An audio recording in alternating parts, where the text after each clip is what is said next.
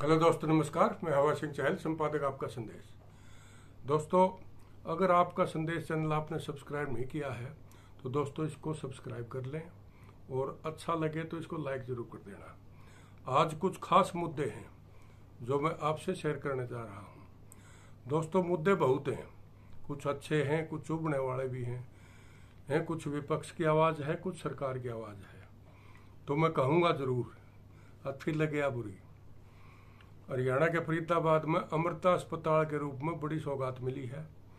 2600 बिस्तर का देश का सबसे बड़ा हॉस्पिटल ये जनता को समर्पित हो गया है। ये एक अच्छी खबर है। प्रधानमंत्री ने चंडीगढ़ से साहिबजादा अजीत नगर जिले में मुल्तान मुल्लापुर में होमी भाभा कैंसर अस्पताल और रिसर्च सेंटर देश को समर्पित कर दिया है। इस पर 660 करोड़ से भी अधिक का खर्चा आएगा। दोस्तों, ये बहुत बढ़िया खबर है। देश की तिरंगा यात्रा पूरे देश में धूमधाम से मनी। अब भी बहुत सी देश की बढ़िया शानदार इमारतों के ऊपर शानदार तिरंगे लहरा रहे हैं और बहुत अच्छा लग रहा है। तो ये देश की एकता का इसमें पता चलता है। एक ताजा मुद्दा है भाजपा नेत्री और अभिनेत्री सोनाली फोगाट का। दोस्तों, हिसार की रहने वाली सोनाली फोगाट का ये जो मुद्दा है ये बड़ा संगीन और बड़ा गंभीर मामला है, क्योंकि वो भाजपा नेता थी और पिछला चुनाव आदमपुर हल्के से उसने लड़ा था। तो अब बदली हुई राजनीतिक परिस्थितियों में उनकी इस तरह से मौत नहीं बल्कि ये हत्या हो गई अब तो, क्योंकि FIR 302 में दर्ज है और 302 में जब हत्या दर्ज है, मुकदमा दर्ज है, तो ये हत्या है। और इसमें कौन कौन लोग शामिल होंगे ये देखने वाली बात होगी। सोनाली फोगाट के परिजनों ने और पूरा विपक्ष ने भी और भाई आम जनता ने, उनके जो भी फॉलोवर्स थे, मैं कहूँ उनके प्रशंसक थे, जो उनके समर्थक थे, उन सब ने इसकी CBI जांच की मांग करी है कि निष्पक्ष जांच होनी चाहिए ताकि दूध का दूध और पानी का पानी हो सके। और अभी देखो सरकार ने अभी तक इसमें क्या संज्ञान लिया है। वैसे FIR दर्ज तो हो चुकी है, लेकिन इसमें संज्ञान क्या लिया है, अब आगे होगा क्या, ये देखने वाली बात होगी। मुकदमा दर्ज हो चुका है और सबूत भी कुछ हाथ पुलिस के लगे बताए गए हैं। अभी पुष्टि तो नहीं है, लेकिन रिकॉर्ड गायब है सारी प्रॉपर्टी का। सारा जो मामला है वो रिकॉर्ड हिसार से भी और फार्म हाउस से भी दोनों जगह से सुना कि जो जरूरी डॉक्यूमेंट थे वो सारे के सारे वो नदारद हैं वहाँ से उठा लिए गए हैं। और उसका जो PA है उस पर यह सीधा सीधा आरोप उसके परिजनों ने लगा दिया है कि सारा कुछ करा धरा उसी का है, उसी के खिलाफ नामजद पर्चा दर्ज हो गया 302 का। अब देखो आगे कार्रवाई क्या होती है। और इसके बाद ये जो कुछ है, आस्था को ठेस पहुंचाने का एक बीजेपी पर बड़ा आरोप लगता रहा है। नुपुर शर्मा का था पीछे, अब एक तेलंगाना का और ये मुद्दा आ गया है। अब इसके बारे में मैं थोड़ी तफसील से आपको बताना चाहूँगा। तेलंगाना में भाजपा विधायक है T राजा और उनका जो कथित विवादित वीडियो के वायरल होने, हैदराबाद पुलिस द्वारा उनकी गिरफ्तारी, फिर पार्टी द्वारा उनको सस्पेंड किया जाना और उसके बाद की दुखद घटनाओं की यादें ताज़ा कर दी हैं, क्योंकि इसमें नुपुर शर्मा की तर्ज पर ही ये मामला काफ़ी गंभीर बन चुका है। इस विवादित बयान के कारण दुनिया के कई इस्लामी मुल्कों की प्रतिक्रियाएं सामने आई थी और विदेश मंत्रालय ने अपनी सराहनीय सक्रियता से तब मामले को मुश्किल से ठंडा किया था। उस मामले में भी भाजपा ने पार्टी प्रमुखता नुपुर शर्मा और एक अन्य नेता प्रवीण कुमार के खिलाफ कठोर कार्रवाई करते हुए पार्टी से बाहर का रास्ता दिखा दिया था। नुपुर शर्मा अब अपने लिए वैधानिक लड़ाई लड़ रही है। हालांकि उनके पक्ष में बयान देने वालों व नुक्कड़ सभाएं करने वालों की अब भी कोई कमी नहीं है, लेकिन फिर भी ये अभिव्यक्ति कानून के दायरे में ही स्वीकार्य है और रहेंगी। इसलिए तेलंगाना पुलिस और भारतीय जनता पार्टी की तेज तरार कार्रवाइयों की प्रशंसा की जानी चाहिए। भाजपा ने राजा को नोटिस थमाते हुए पूछा है कि क्यों न उन्हें पार्टी से निकाल दिया जाए। इससे पहले उनको एक मौका दिया है। पार्टी वैमनस्य पैदा करने की प्रवृत्ति अब खतरनाक हो चली है और इससे सख्ती से निपटना ही होगा। पिछले महीने ही राष्ट्रीय सुरक्षा सलाहकार अजीत डोभाल ने आगाह किया था कि कुछ लोग धर्म और विचारधारा के नाम पर समाज में जहर पैदा करने की कोशिश कर रहे हैं और इससे संघर्ष पैदा होगा। इसका असर पूरे देश पर तो पड़ ही रहा है, बाहर विदेशों में भी इसका असर हो रहा है। डोभाल की चिंता को समझा जाना चाहिए। हम जिस दुनिया में जी रहे हैं उसमें अलग थलग रहकर नहीं बल्कि व्यापक समर्थन के सहारे ही आगे बढ़ा जा सकता है। और यही कारण है दोस्तों, अब अपनी ऊर्जा सुरक्षा से लेकर संयुक्त राष्ट्र सुरक्षा परिषद तक हमें इस्लामी देशों समेत पूरी विश्व बरादरी सहयोग की आवश्यकता है।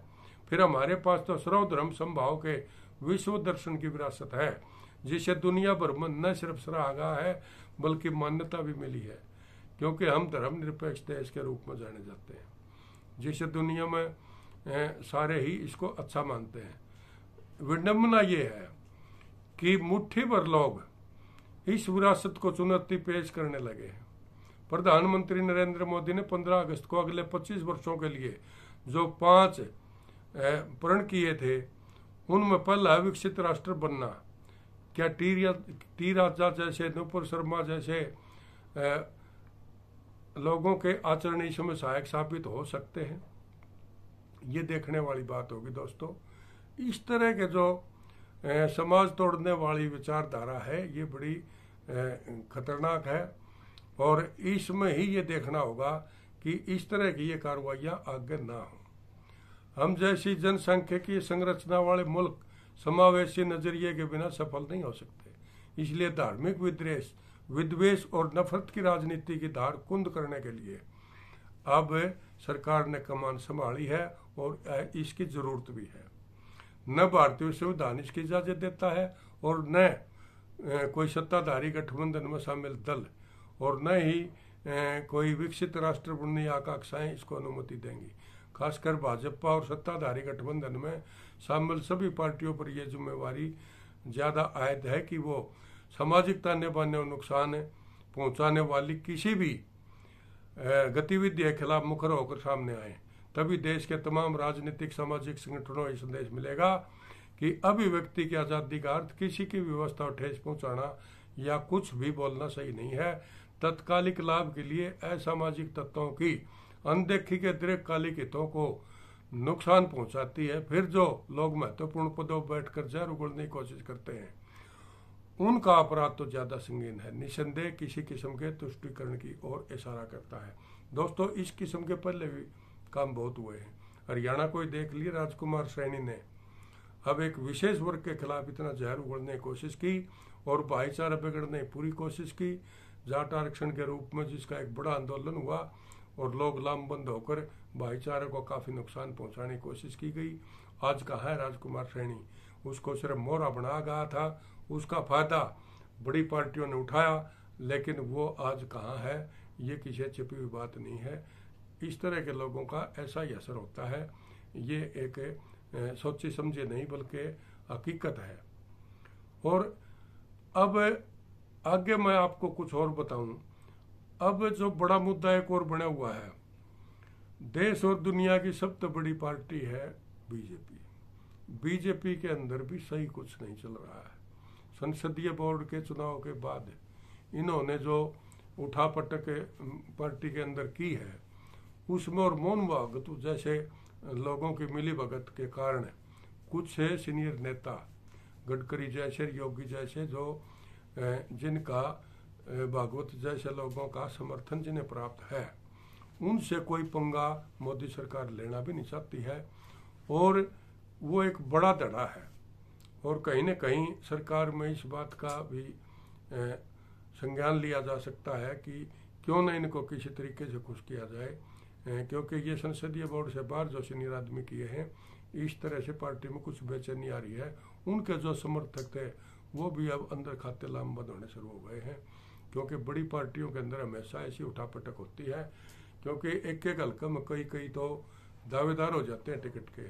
टिकट सबको मिलते नहीं है, लेकिन फिर बगावत होती है उसके अंदर, और बगावत किस हद तक होती है ये देखने वाली बात होती है। उसी पर चुनाव परिणाम निर्भर करते हैं। और अगली बात मैं देखूं, ये तो समय बताएगा क्या होगा, लेकिन फिलहाल वोटों का जो वोट कैचर चेहरा है वो नरेंद्र मोदी ही है। अगर पार्टी में बड़े लेवल पर कोई बगावत हुई तो हो सकता है इसका फायदा विपक्षी दल उठा लें। अब छापेमार कार्रवाई है। छापेमार कार्रवाई में आम आदमी पार्टी के खासकर सिसोदिया जो डिप्टी सीएम है दिल्ली के, उनके ठिकानों पर छापे मारने का लोगों में ये संदेश है कि भाई ये झूठे मुकदमे हैं। अब ये तो जांच एजेंसियां ही बताएंगी कि उन्होंने क्या कुछ किया है, घोटाला कितना है, क्या है, कैसे है, ये तो एजेंसियां बताएंगी, लेकिन लोगों को बड़ी ये बात नहीं उतर रही है। अब इसको भी देखना होगा। अब छापों की जहाँ तक बात आई है, क्योंकि अभी बिहार की ताज़ा सरकार बदली है और भाजपा का समर्थन छोड़कर आरजेडी के साथ यानी लालू यादव की पार्टी के साथ जो गठबंधन अब हुआ है, तो उसमें बौखला गई है भाजपा की केंद्र सरकार। इसमें कोई दो राय नहीं है, क्योंकि लोगों का भी यही मत है। बुधवार को केंद्रीय जांच एजेंसी ने बिहार, झारखंड, गुरुग्राम में ताबड़तोड़ छापेमारी की। बताया जा रहा है कि सीबीआई ने रेलवे में नौकरी के बदले जमीन घोटाले में पटना में आरजेडी के विधान परिषद सदस्य सुनील सिंह, सांसद फैयाज अहमद, सांसद अशफाक, पूर्व विधान परिषद सदस्य सुबोध राय के विभिन्न ठिकानों पर छापेमारी की है। सुनील सिंह को लालू प्रसाद यादव करीबी नेताओं में गिना जाता रहा है। यह मामला पुराना है। जब लालू यादव केंद्र में रेल मंत्री हुआ करते थे तब उन पर नौकरी के बदले जमीन लेने के आरोप लगे थे। इस समय सीबीआई की छापेमारी भले नहीं लग रही हो, पर यह मामला बहुत पुराना है। अब ये चर्चा इसलिए गंभीर हो गई क्योंकि जिस दिन बिहार की नई सरकार को बहुमत सिद्ध करना था उसी दिन छापे पड़ गए। पटना, कटिहार, मधुबनी के अलावा दिल्ली, गुरुग्राम में पड़े छापे आने वाले दिनों में चर्चा में रहेंगे, सियासत को गरमाते रहेंगे। उधर झारखंड खनन घोटाले को लेकर ईडी सक्रिय है। मुख्यमंत्री हेमंत सोरेन के प्रतिनिधि और विधायक पंकज मिश्रा से पूछताछ के बाद छापेमारी हुई है। कुल मिलाकर केंद्रीय एजेंसियों की सक्रियता देश में कहां कहां रही है, इसकी एक लंबी सूची बनाई जा सकती है। पुराने मामलों में नई सक्रियता किस कदर कामयाब होगी ये कहना मुश्किल है, पर अगर कहीं गड़बड़ी अपराध को अंजाम दिया गया है तो जांच एजेंसियों को बिना समय गंवाए जांच को अंजाम पर पहुंचना चाहिए। तो दोस्तों, कई बार ये एहसास होता है कि एजेंसियों की आधी अधूरी सक्रियता के पीछे सियासी वजहें होती हैं, इसलिए कुछ मामले ऐसे छूट जाते हैं या छोड़ दिए जाते हैं जानबूझकर, जिन्हें कभी भी उठाकर विरोधियों को परेशान करने की गुंजाइश बनी रहती है। ये किसी लोकतांत्रिक और स्थापित कानून के शासन वाले देश के लिए अच्छी बात नहीं है। जांच एजेंसियों को सियासत से ऊपर उठकर काम करना चाहिए ताकि अगर कोई दोषी है तो उसे सजा मिलने में देरी ना हो। जहां तक एजेंसियों के दुरुपयोग की शिकायत है तो किसी गलत परिपाटी का दुष्परिणाम हर किसी को भुगतना पड़ेगा। गौर कीजिए, राष्ट्रीय जनता दल ने साफ तौर पर आरोप लगाया है कि केंद्रीय एजेंसियां भाजपा की पार्टनर के तौर पर काम कर रही हैं और दूसरे विपक्षी दल भी यही आरोप लगा रहे हैं। अब बात एजेंसियों की विश्वसनीयता की है, उन्हें खुद का दामन भी साफ दिखाना होगा। अगर गलत काम करने वालों को सिर्फ किसी के पाले में लाने के लिए मजबूर किया जा रहा है तो फिर यकीन मानिए देश को बहुत बुरा वक्त देखने को मिलेगा। ये कोई अच्छी बात नहीं होगी। और इसमें ध्यान रहे, इसके अंदर ऐसा है कई कुछ मामले हैं, ये सिर्फ एक छोटी मोटी बात नहीं। बहुत सी पार्टियों के बड़े नेता इन मामले में संलिप्त पाए गए हैं, ये जांच एजेंसियों का कहना है, लेकिन ऐसा लग भी नहीं रहा है क्योंकि अब तक जितने भी ये छापे पड़े हैं, जितने मुकदमे बने हैं, उन मुकदमे में ज़्यादातर मतलब ये झूठे या फर्जी पाए गए हैं या उन पर कार्रवाई रोक दी गई है। तो ये 1% ही अब तक सिरे चढ़े हैं क्योंकि ये आंकड़े बताते हैं। अब कई बार क्या होता है, विपक्ष के जो तेज तरार या कोई अच्छे उभरते हुए नेता हैं उनको या तो राजनीति में अपनी तरफ खींच लिया जाता है, अगर वो उनकी तरफ नहीं आते हैं तो उनको चुप करा दिया जाता है, अगर चुप नहीं होते हैं तो उन पर छापे मार दिए जाते हैं। ऐसा आम मतदाता के दिमाग में ये बात आ गई है और ये कई बार साबित हुआ है। हरियाणा में भी कुछ ऐसे नेताओं के यहाँ छापे लगे थे, लेकिन कई दिन तक तो टाल मटोल होती रही। एक बार जिक्र चला वो ये मिल गया वो मिल गया, लेकिन वो लटका दी गई फाइल। जब तक वो दल बदल के साफ नहीं हुए तब तक उन पर तलवार लटकती रही।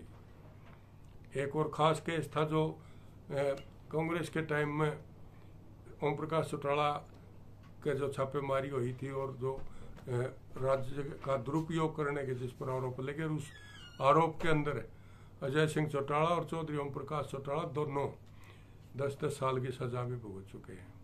दोस्तों, अब ये आज भी बहुत से नेता ये मानते हैं कि ये बदलाई कार्रवाई थी। इस तरह के आरोप तो अगर किसी को भी छेड़ेंगे उसे पर लग जाएंगे, क्योंकि सत्ताएं हमेशा जिसकी भी रही है उसने मनमानी की है, इसमें कोई दो राय नहीं है। किसी को फंसा लिया गया है, कोई बच गया है। तो आगे भी अब देखना, जो ही सरकार बदलेंगी ये माहौल तो बनेंगे, और अगर बदले कार्रवाई में ये होता है तो ये एक अच्छी बात नहीं है। और अगर वाकई में ये घोटाले पकड़ने हैं तो देश की आवाम को जब ये एहसास होगा, जब सारी पार्टियों के जितने वरिष्ठ नेता हैं सबके छापे लगेंगे, वरिष्ठ अधिकारियों के छापे लगेंगे, और उस छापे में कुछ माल मिलेगा। क्योंकि भाजपा का कोई भी नेता अभी तक बड़े लेवल पर इन छापों से बचा हुआ है, या इसके दो कारण हो सकते हैं। पाक साफ तो हम नहीं कहेंगे, क्योंकि कोई भी नहीं मानता है कि वे सारे पाक साफ हैं, भ्रष्टाचार बहुत होता है। अब भी खुद नेता मानते हैं।